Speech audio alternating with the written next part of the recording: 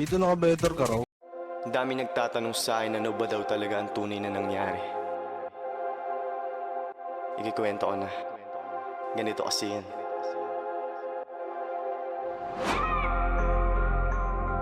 Huh? Nate? Huh? Nate?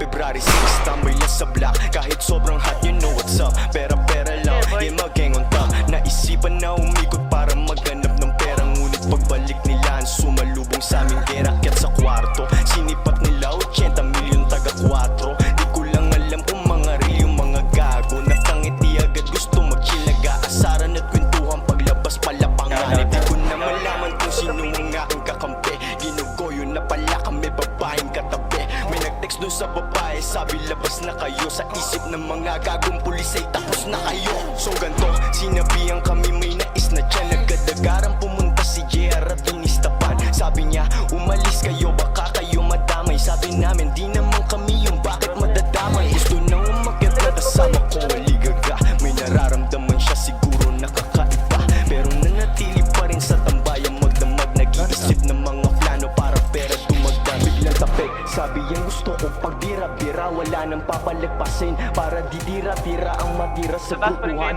Para tayo umangat ilang segundo, 3 NMAX ang nasa aming harap. Ulo pa katawan sa pool si Jampol. Pinuno daw ng mga kawatang bigyan ng hatol.